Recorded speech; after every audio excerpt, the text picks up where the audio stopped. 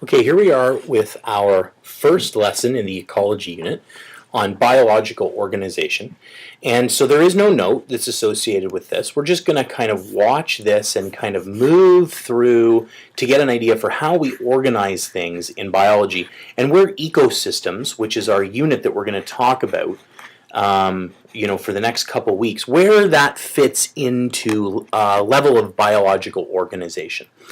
So we're going to start very small and we're going to move our way out, okay? So the first would be an individual, okay? And that would be a unique organism with specific characteristics. So here in the picture there's an ant, but human beings, each of you would be a unique organism and you'd have specific characteristics based on your DNA, and those are individuals. If we zoom out one level, we can then talk about species, which are individuals or members of a species, and the definition is that they can mate with each other and produce fertile offspring. And that's how we know that something is a species. So it's a whole group of individuals. The entire group of individuals would be known as the species. And so you probably are aware that the name of the species to which humans belong is Homo sapiens. Okay, and that's kind of our species, and there are literally hundreds and hundreds and thousands of different names of species that we can look up, but that we're going to kind of skim over for now and maybe come back to a little bit later. Zooming out one more level is we can now talk about the population of a species in a specific area. Okay, so this would be a given number. And we could say it's a group of members of the same species that live in the same area. And this is just as what you might think, say the population of humans that live in Kitchener-Waterloo is about 230, 250,000 people. Okay, but we can also do this for animals and stuff like that. We can look at very often in some parts of Ontario, there are concerns over the population of a certain type of animal. Maybe that population is getting too high, maybe it's too low. And so what we can do, like if the population, say, of deer gets a little bit too high, then the Ministry of Natural Resources can say, okay, this year, because the population of deer is a little bit too high, hunters have the ability to now not just go after one deer, but they could go after two deer. And so we can try now, through science, to control the population of different animal species so that we can maximize our impact on the environment, okay?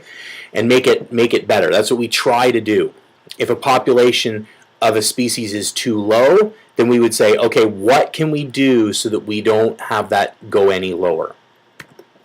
If we zoom out another layer, now we're not just going to talk about one population, but we're going to talk about, okay, let's pick a certain area and we can look at the population of different species that live in that area. So now, if we're talking about Kitchener-Waterloo, we might be talking about, hey, what's the community here?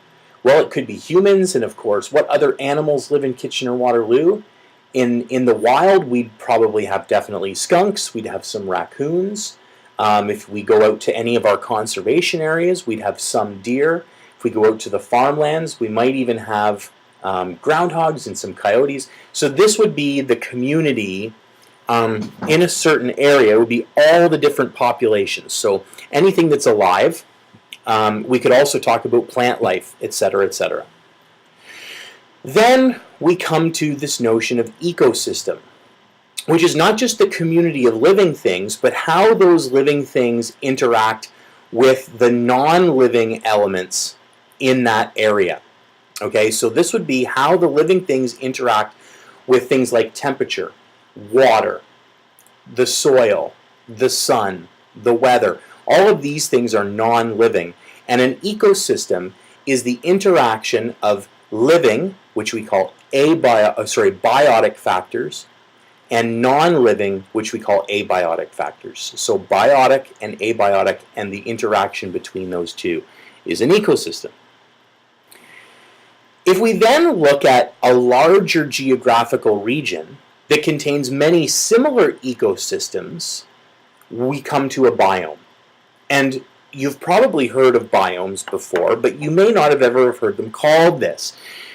These are large geographic regions that have plenty of different little ecosystems, but because they have a similar climate and they have similar biotic and abiotic factors, they kind of represent this overall idea. So in the picture, you kind of see the savanna, okay? So this is like a safari that may be in Australia, it may be in Africa, but this is very dry, very hot grasslands, and you can see the animals, you can see some of the plant life. This is an example of a biome. Another example that's a little bit closer to home would be the Canadian tundra, okay, which would be a completely different climate, which would have different ecosystems, different biotic and abiotic factors, but it's still classified as a biome, okay? Zooming out now to the highest layer is what we call the biosphere. And this is the part of our planet where life exists. And the biosphere is made up of three parts: the atmosphere, the lithosphere, and the hydrosphere, and we're going to talk about each of these next. The atmosphere, as you know, is the layers of gas that surround the Earth. Okay, our atmosphere is made mostly of nitrogen, about 70%. There's 20% of it is oxygen, and then lesser amounts of argon, water, carbon dioxide, etc. Okay? The atmosphere acts like a blanket to prevent excess heating or cooling, and it blocks some of the incoming solar radiation. Okay? You can see in the diagram the different layers of the atmosphere: the troposphere, the stratosphere, the mesosphere, and the thermosphere. And now we come to the lithosphere, right? That's Earth's solid outer layer. It consists of rocks and minerals that make up mountains, ocean floors, the ground that we're walking on. It's anywhere from 150 kilometers thick all the way down to 50 kilometers thick.